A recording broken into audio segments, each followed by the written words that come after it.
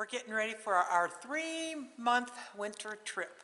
We're going to walk through the main things we check on the rake before we leave for a long trip. We're Dave and Karen from Watts on Wheels. We roll, we camp, and yeah, we play.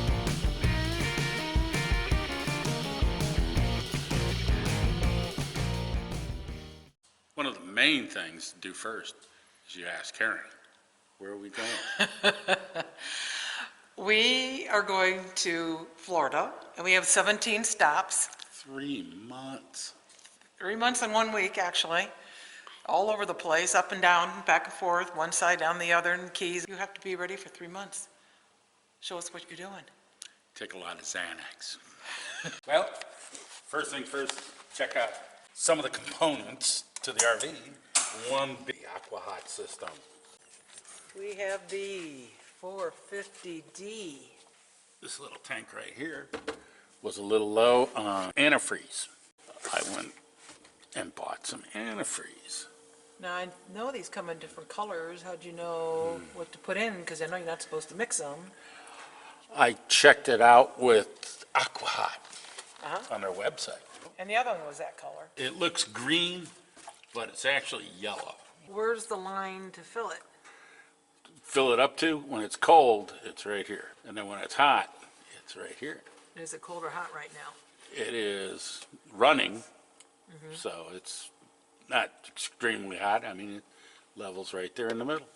What are you doing now? I'm going to see how warm it is in here. I've had it running for a few hours. It is Let's see. cold outside. I tell you that, we got to wear a jacket. How come it's not running? I don't know. That's rear only though, about the front. 78 and it says it's 59. Yeah. Something going wrong. Get the book out.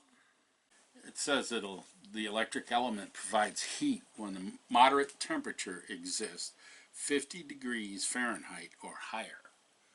You know why it says it's 66 in here? Why? Because here.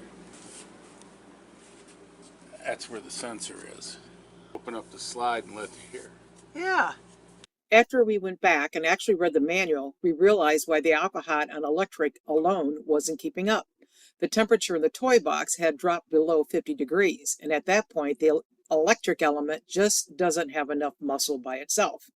So here's a quick rundown on how our heating system works. In mild weather, we'll use the heat pump from the AC units. When it's a little cooler, Aqua-Hot on electric gives us nice steady heat. And when it gets colder, the diesel burner kicks in to do the heavy lifting. Aqua-Hot also heats all of our hot water, and it does a great job, but the electric element is limited. If we're taking showers or using a lot of hot water, we'll turn the burner on so it can keep up. The nice part is, once both are on, the system decides what it needs and switches automatically, even on those 50-degree nights and 80-degree days. If the fuel tank drops to a quarter of the tank, the diesel burner will automatically shut off so it does not run you out of fuel. So fuel up if you're going to where it's going to be cold. Aqua-Hot reporter. Aqua-Hot status okay. Electric status on. Burner status off. Coolant level okay. Coolant temp is 66 degrees.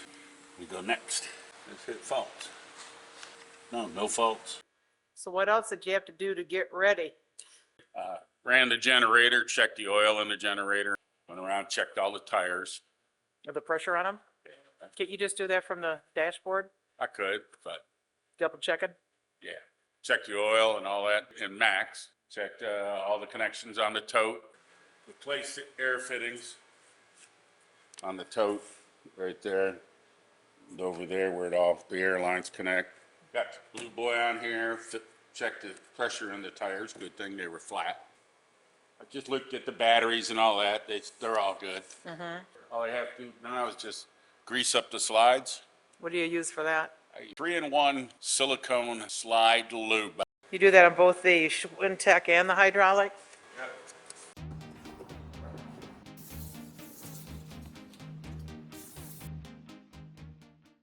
Ran the awnings in and out, made sure they work, all the slides in and out. Kind of go around and make sure everything is secure in the bays?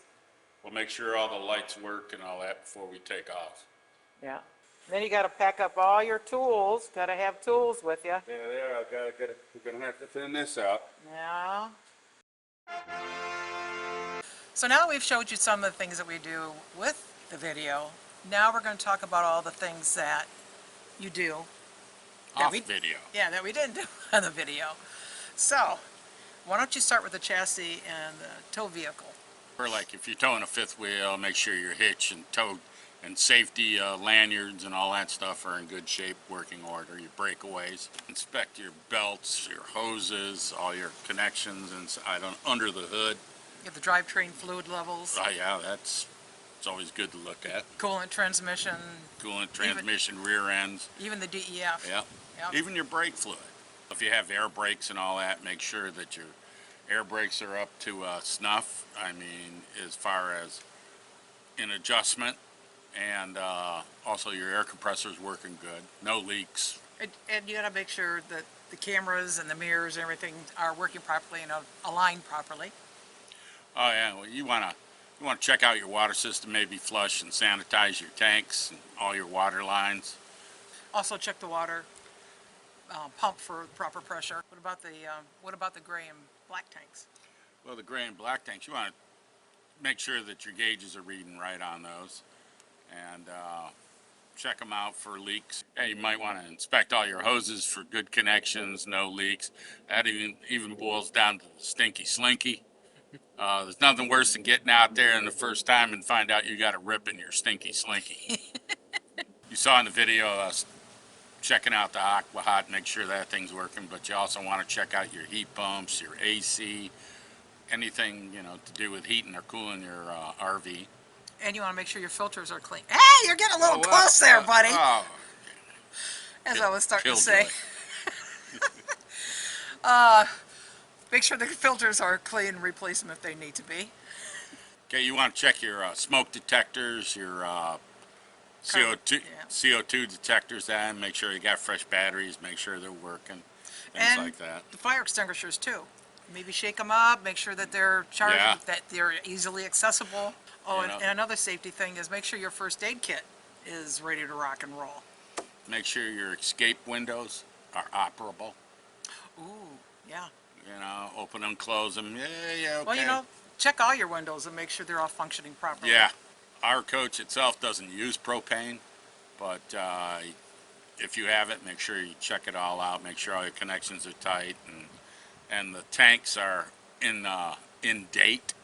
Because a lot of times you go to fill the tanks and a lot of places will look at it. Oh, I can't fill the tank. It's beyond its date.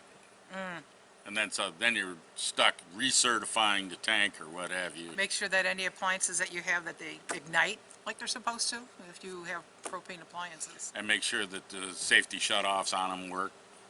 A couple other little things. Test your... I told you once, knock it off.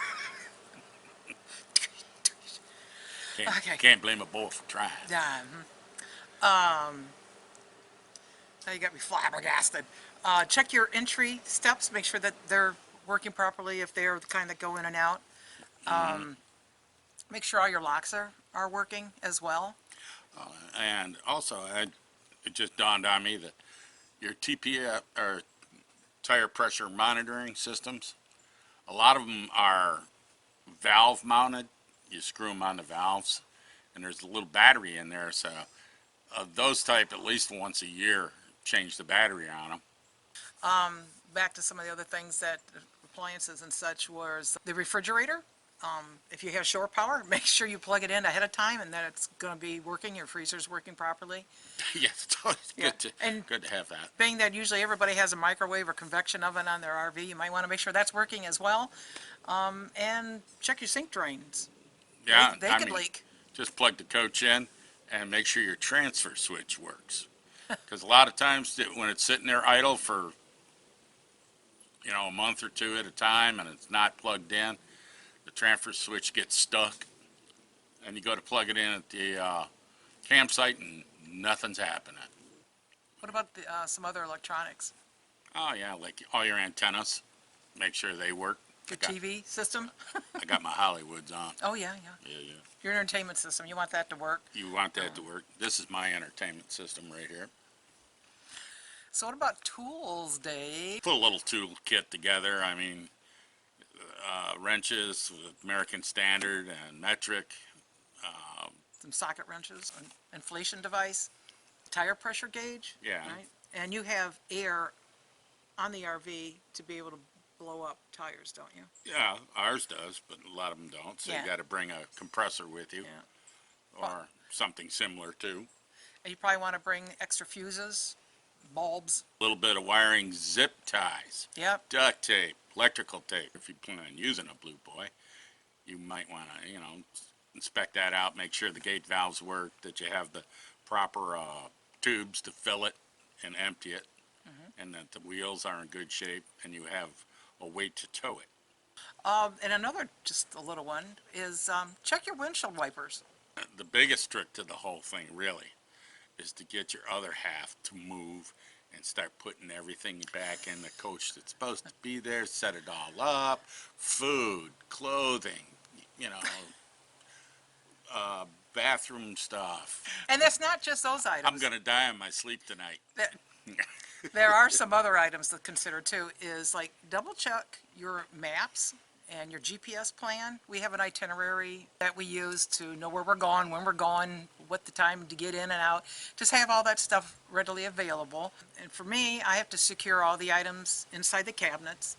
And I always make sure that everything's locked and nothing's going to fall off the counters or out of the cabinets. And also, another just thing maybe you don't normally would think about was have your RV insurance information with you. I mean, I have our whole policy with it. I have a registration really available. And this is the first time in 8 years I actually went to a campground and they wanted to see the registration for our RV. Yeah, you just want to do, before you hit the road, a final walk around. You never know. The steps are in, the awnings are in, the jacks and the level legs are completely up. Check all the clearances, height underneath, make sure there's no obstacles there. Other than that, happy camping.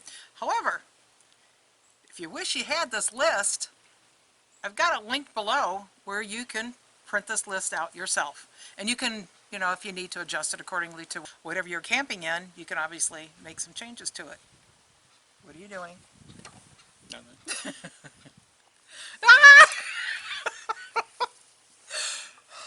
All right, so. See you next time. Thanks for rolling with Wax on Wheels. Want to help our channel grow? Hit that thumbs up, subscribe, and click that bell, or we'll come Jeep chasing ya. Hey, and leave us a comment. Even a quick hello makes our day. So roll, camp, play, and maybe fix something, and have a beer.